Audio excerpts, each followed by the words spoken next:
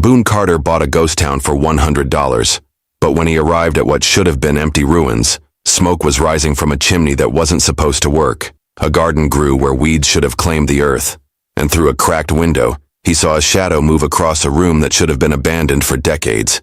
The deed in his pocket said he owned every building, every plot of land, every broken dream that once called this place home. But the woman standing in the doorway of the general store, her weathered hands gripping a rifle, suggested his paperwork might not mean much to everyone. Boone stepped down from his horse, dust swirling around his worn boots as he surveyed what was supposed to be his investment. The morning sun cast long shadows between the buildings, and he could hear something he hadn't expected in a ghost town. Voices. A child coughing somewhere deep inside one of the structures. He approached the store slowly, keeping his hands visible. The woman in the doorway didn't lower her weapon, and her eyes held the kind of wariness that came from protecting something precious against impossible odds. "Ma'am," Boone said, stopping a respectful distance away, "I think there might be some confusion here." "No confusion on my end," Dorothy Whitmore replied, her voice steady despite the tremor in her hands. "You're the one who doesn't belong." Behind her, through the open door, Boone caught a glimpse of a makeshift living space. Blankets hung as room dividers. Canned goods lined makeshift shelves. A small fire crackled in what had once been a merchant's display area. This wasn't a temporary camp. This was home. "I have the deed," Boone said, patting his jacket pocket. "Bought this whole town from the county. Legal and proper." Dorothy's laugh was bitter. "Legal and proper. That's what they said when they took my husband's farm. Legal and proper when they foreclosed on our house.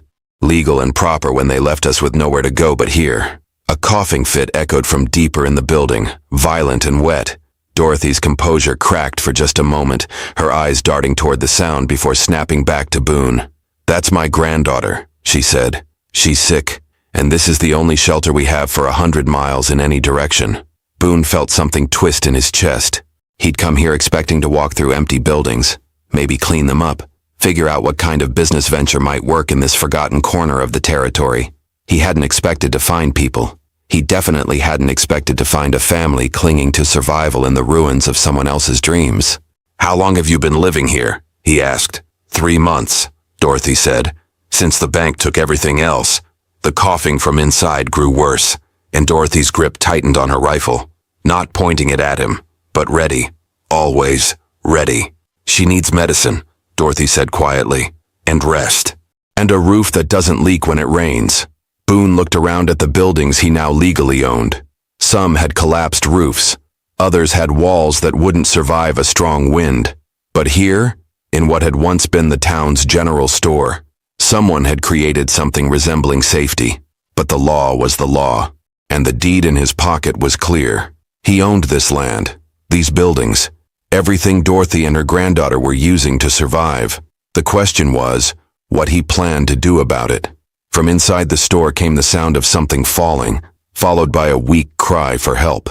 Dorothy's rifle clattered to the ground as she rushed inside. Boone found himself following without invitation, stepping into a world that shouldn't have existed in his ghost town.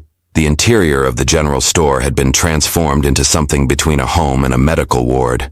Wooden crates served as furniture. Cloth strips hung from the ceiling, sectioning off areas for privacy. And in the corner, on a bed made from stacked blankets and salvaged boards, lay the thinnest child Boone had ever seen. Zara Whitmore couldn't have weighed more than 70 pounds. Her skin was pale as winter frost, and when she coughed, her entire fragile frame shook with the effort. Dark circles shadowed her eyes, and her breathing came in short, labored gasps. "Grandma," she whispered, her voice barely audible. The water bucket tipped over. Dorothy knelt beside her granddaughter, pressing a weathered hand to the girl's forehead. The tenderness in that gesture hit Boone harder than any rifle barrel pointed at his chest. "Fever's worse," Dorothy murmured, more to herself than anyone else. She looked up at Boone, and in her eyes he saw something that made his stomach clench. Desperation. "She needs a doctor," Dorothy said. "Real medicine, not just the herbs I've been finding out there." Boone surveyed their makeshift home. Water stains marked the walls where rain had leaked through gaps in the roof. The floor was uneven, with loose boards that could trip someone in the dark. This place was barely holding together, and winter was coming. "Nearest doctor is in Millfield," Boone said. "That's a 2-day ride." "I know where it is," Dorothy snapped. You think I haven't thought of that? You think I haven't considered every option? She stood up, hands clenched into fists. We had money once. We had a wagon, horses, everything we needed. But the bank took it all. Said my husband had defaulted on a loan he never even signed. Zara started coughing again, and Dorothy immediately returned to her side, helping her sit up to clear her lungs. The sound was wet and deep, the kind of cough that spoke of something serious taking root.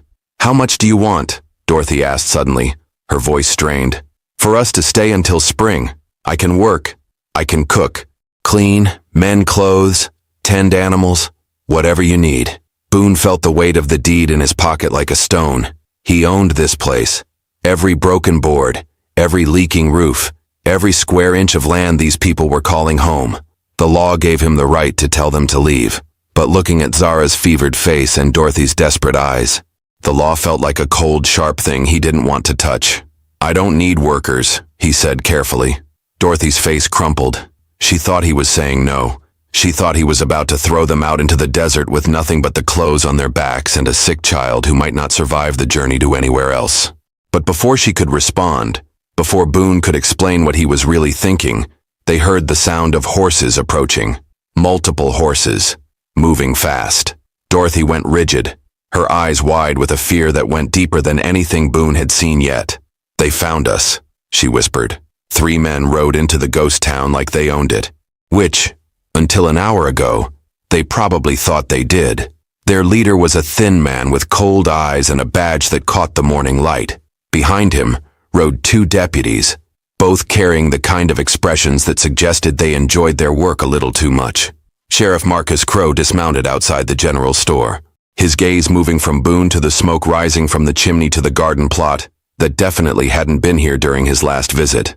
Well, well, Crowe said, his voice carrying the particular satisfaction of a man who'd found exactly what he was looking for. Dorothy Whitmore, you've led us quite a chase.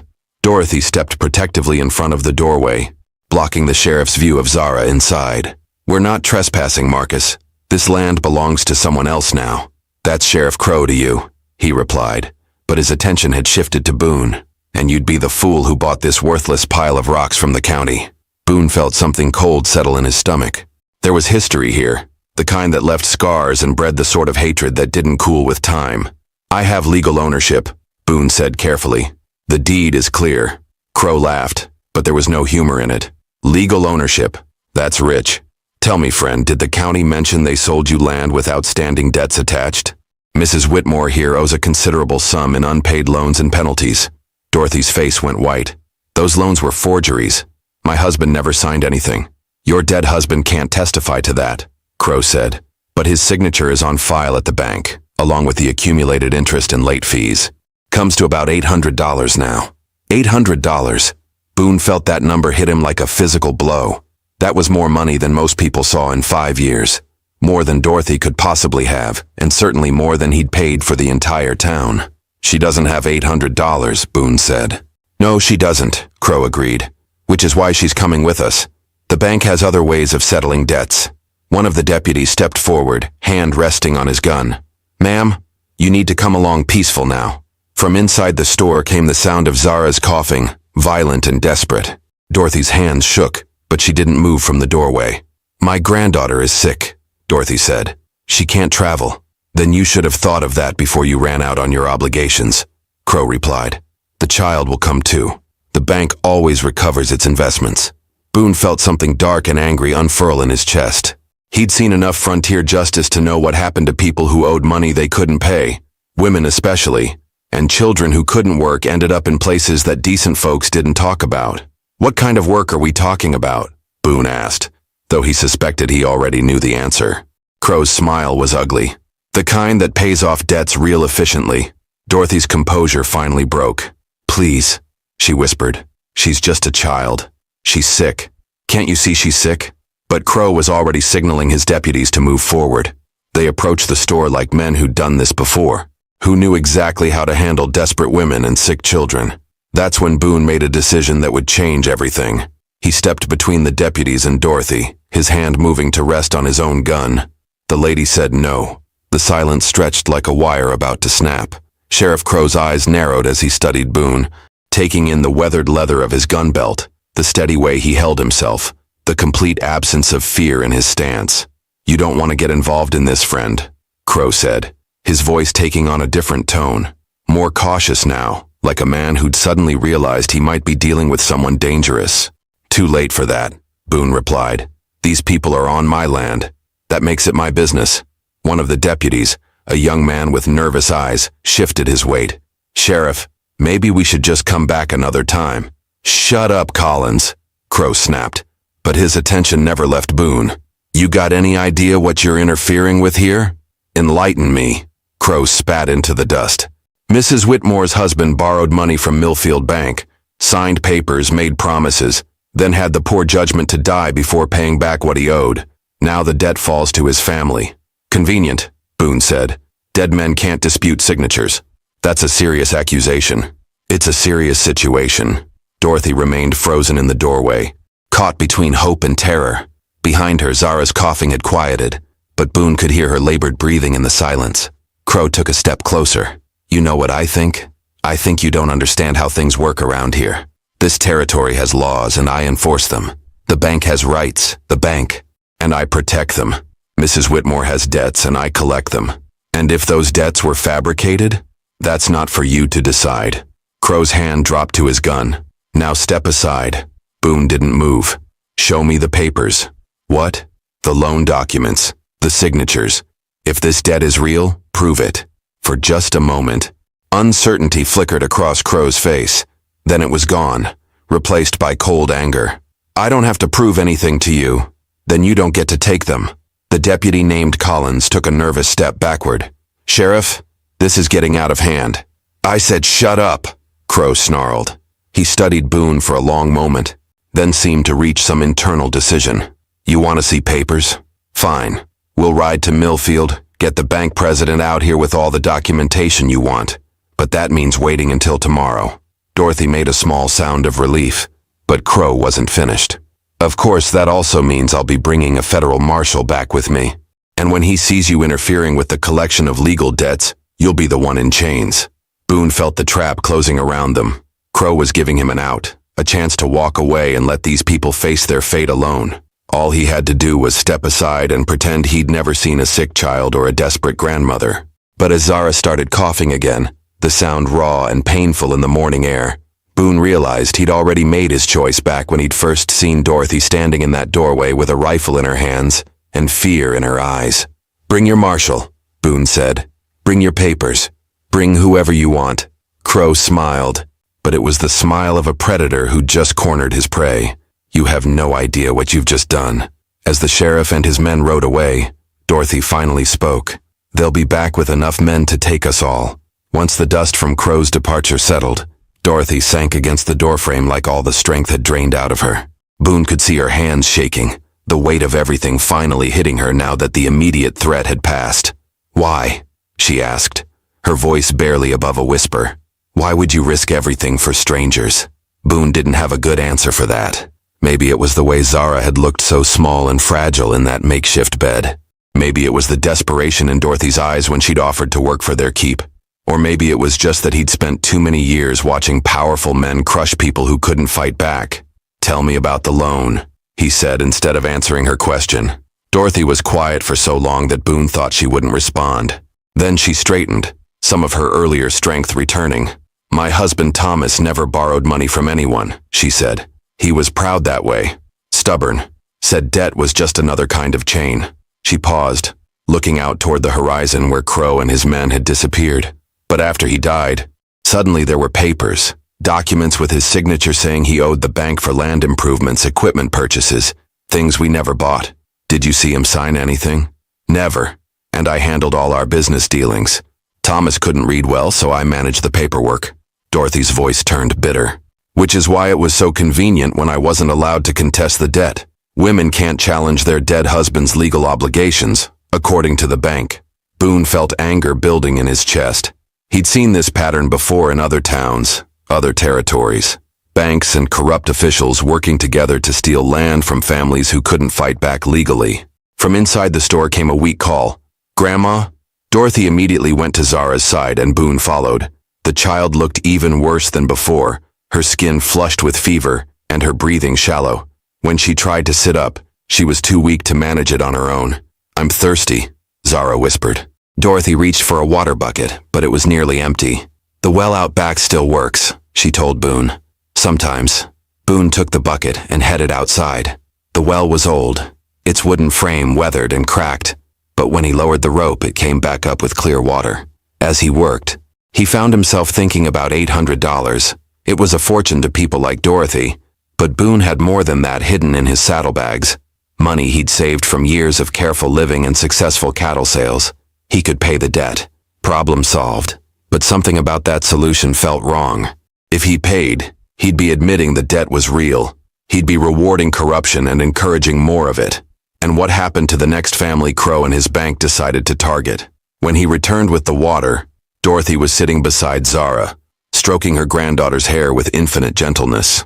"She needs medicine," Dorothy said without looking up. "Real medicine from a real doctor. And she needs it soon." Crow said the nearest doctor is in Millfield. Same town where the bank is. Same town where Crow has friends. Dorothy finally met his eyes. "If we go there, we'll never come back." Boone set the water bucket down and considered their options. They could run, but Zara was too sick to travel far. They could hide, but Crow knew where they were now. They could fight, but that would mean shooting lawmen, even corrupt ones, and that would bring more trouble than any of them could handle.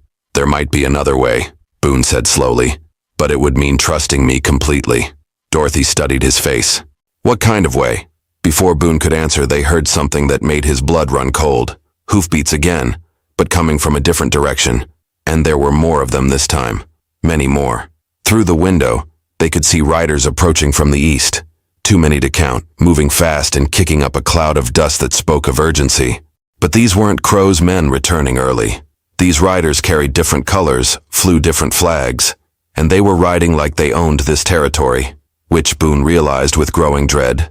They probably thought they did. The riders who thundered into the ghost town weren't lawmen or bank officials. They were farmers, ranchers, and working people, all armed and all carrying the same expression of desperate determination that Boone had seen in Dorothy's eyes. Their leader was a woman about Dorothy's age, but where Dorothy showed the weariness of someone who'd been running, this woman radiated the focused anger of someone who'd decided to stop running and start fighting. "Dorothy Whitmore," the woman called out as she dismounted. "We've been looking for you."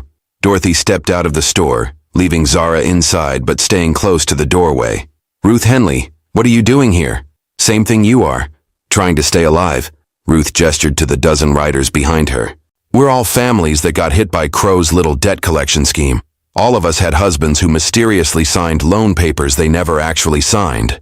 Boone felt pieces of a larger puzzle clicking into place. This wasn't just about Dorothy and her family. This was bigger, more systematic. Crow and the bank weren't just stealing from one family. They were stealing from anyone who couldn't fight back. "How many?" Dorothy asked. 15 families so far," Ruth replied. "Maybe more. Hard to tell since some folks just disappeared rather than fight." Her gaze shifted to Boone. "And you'd be the man who bought himself a town full of trouble." "Seems that way," Boone agreed. Ruth studied him for a moment, then seemed to reach some decision. "We know about the federal marshal Crow's bringing. We also know that Marshall's been taking money from the bank for years. This whole territory is rotten from the ground up. So what's your plan?" Dorothy asked. "Evidence," Ruth said. "Real evidence that proves the signatures were forged. And we think we know where to find it." She pulled a folded paper from her jacket. "Samuel Chen, the bank clerk who's been doing the forgeries, got himself a conscience last week. Sent word that he's willing to testify, but only if we can guarantee his safety." "Where is he?" Boone asked. "Hiding in the old mining camp about 20 miles north, but Crow's got men looking for him, and if they find him first..." Ruth didn't need to finish that sentence. Dorothy looked back toward the store where Zara was coughing again. "I can't leave her. She's too sick to travel." "We know," Ruth said gently. "That's why we came here. Some of us stay and protect the town. Others go get Chen and bring him back here for the marshal to hear." It was a reasonable plan, but Boone could see the flaws.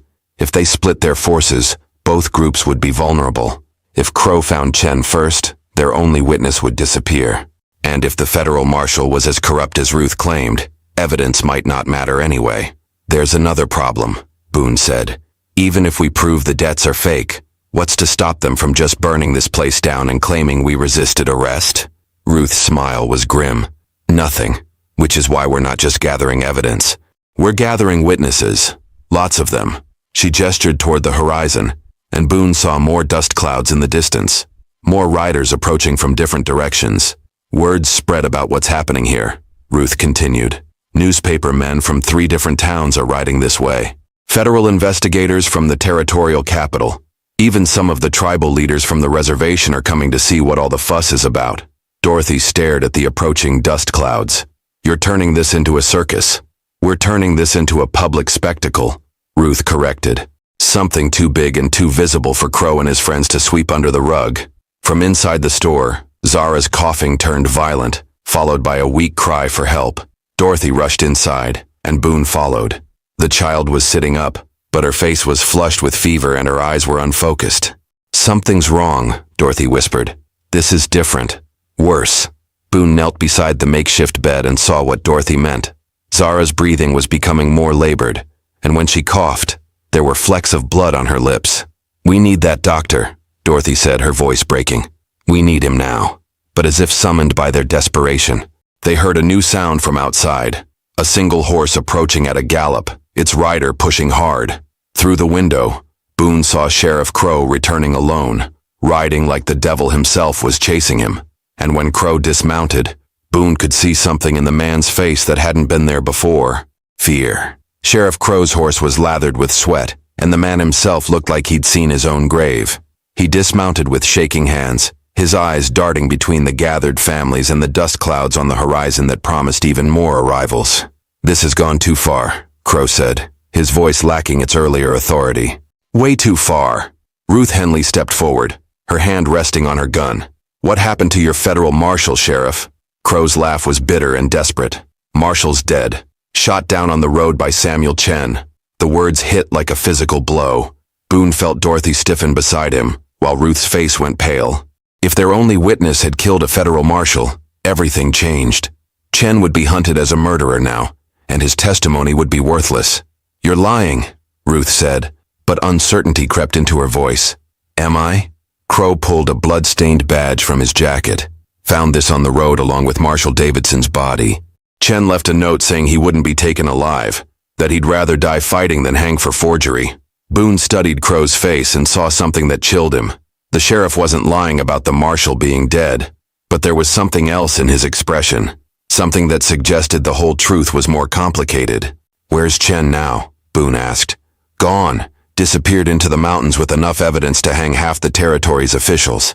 Crow's voice dropped to a whisper. Including me. The admission hung in the air like smoke from a gun barrel. Around them, the gathered families shifted restlessly, hands moving toward weapons. The situation was spiraling beyond anyone's control. Inside the store, Zara's coughing had stopped, replaced by something worse. Silence. Dorothy rushed inside, and her scream brought everyone running. The child lay motionless on her makeshift bed, her skin gray and her breathing so shallow it was barely detectable. Blood stained the blanket beneath her head, and her eyes had rolled back until only the whites showed. She's dying, Dorothy sobbed, cradling Zara's limp form. My baby's dying, and there's nothing I can do. Boone knelt beside them, pressing his ear to Zara's chest. Her heartbeat was rapid and weak, and, like a bird's wings fluttering against a window, whatever illness had been growing inside her had reached a critical point. The nearest doctor is still 2 days away, Dorothy said, her voice breaking. Even if we rode hard, even if we left right now, she wouldn't survive the journey, Boone finished quietly. Outside they could hear more horses arriving, the newspapermen Ruth had mentioned probably. Maybe the territorial investigators, people who would want answers, explanations, someone to blame for the chaos that was unfolding. Crow appeared in the doorway, looking down at the dying child with something that might have been genuine remorse. There's a doctor in the tribal settlement, he said quietly. Old medicine man who saved folks the white doctors couldn't help. That's 30 miles through rough country, Ruth protested. 25 if you know the right trails, Crow replied. And I know them. Dorothy looked up from Zara's still form, hope and suspicion warring in her eyes. Why would you help us? After everything. Crow was quiet for a long moment. When he spoke, his voice was different, older, more tired. Because I have a granddaughter too, and because I'm tired of being the kind of man who lets children die for money. But even as the words left his mouth, they heard new sounds from outside. Shouts, the distinctive crack of rifle fire, and beneath it all, the thunder of many horses approaching fast. The bank's private army had arrived, and they weren't coming to negotiate. The bank's hired guns rode into the ghost town expecting to find helpless families cowering in the ruins. Instead, they found themselves facing 24 armed settlers, 3 newspaper reporters with cameras, and a territorial investigator who'd been documenting corruption across the region for months. The shooting was brief and decisive. When the smoke cleared, half the bank's men were wounded, the others had surrendered, and their leader was demanding to speak with whoever was in charge. "That would be me," Boone said, stepping forward with his gun still drawn. The leader, a scarred man named Pike, spat blood into the dust. "You got no idea what you're messing with. The bank owns this whole territory." "Not anymore," said a new voice. The territorial investigator, a thin man named Williams, approached with a leather satchel full of documents. "Samuel Chen didn't kill that marshal. He saved him. Marshal Davidson is alive and recovering in the tribal settlement, along with enough evidence to shut down Millfield Bank permanently." Crow's face went white. "But the badge, the blood, Chen's blood," Williams explained. "Man took a bullet protecting the marshal from the real killers. Same men who've been forging signatures and stealing land for years." The truth hit like a sledgehammer. Crow hadn't been trying to protect a corrupt system. He'd been manipulated by it, used as an unwitting tool by people who saw him as disposable. But none of that mattered to Dorothy, who was still cradling Zara's unconscious form. The child's breathing had become so shallow that each breath might be her last. "She needs help now," Dorothy said desperately. Crow looked at the dying child, then at his horse, then made a decision that would define the rest of his life. "I'll take her to the tribal doctor. I know the trails, and my horse is fresh." "I'm coming with you," Dorothy said. "And me," Boone added. They fashioned a travois from blankets and wooden poles, carefully securing Zara for the rough journey ahead. As they prepared to leave, Ruth approached with something in her hands. "This came with the investigator," she said, handing Dorothy an official-looking document. "Declaration that all the forged debts are void. You're free, Dorothy. All of you are free." The ride to the tribal settlement tested every skill Crow possessed as a horseman and tracker. They pushed through narrow canyon passes, forded rushing streams, and climbed rocky slopes that would have broken lesser men. But Crow's knowledge of the land proved true, and what should have been a day's journey took only 6 hours. The tribal doctor, an elderly man named Joseph Whitehorse, examined Zara with gentle hands and knowing eyes. He worked with herbs and traditional medicines, but also with techniques he'd learned from white doctors years before. "Pneumonia," he said simply, "but not too late. Not yet." For 3 days they stayed in the tribal settlement while Zara fought for her life. Dorothy never left her granddaughter's side, and Boone found himself helping with whatever needed doing. Crow, meanwhile, spent his time writing a detailed confession about everything he knew regarding the bank's corruption. On the 4th day, Zara opened her eyes and asked for water. 6 months later, the ghost town had a new name, New Haven. Boone had divided his land among the families who'd been cheated by the bank, keeping only enough for a small ranch where he raised cattle and grew vegetables. Dorothy ran the general store, which actually sold goods now, and Zara had grown strong enough to help with the daily operations. Crow had served his time in territorial prison and returned to work as New Haven's sheriff, this time protecting the people instead of the powerful. The Millfield Bank had been dissolved, its assets distributed to the families it had wronged. As autumn painted the hills around their settlement, Boone stood in his garden watching Zara chase chickens while Dorothy tended to customers in the store. He'd bought a ghost town for $100 and found something worth far more than money. He'd found a family, and sometimes, in the quiet moments between sunset and starlight, he could hear the ghost town's true spirits. Not the restless dead, but the living dreams of people who'd finally found a place to call home. If you enjoyed this story, click the video on your screen now to watch another unforgettable Western tale, where destiny and courage collide in ways you never expected. Don't forget to subscribe and consider a super chat to help us keep bringing you more stories like these. Your support means everything to us.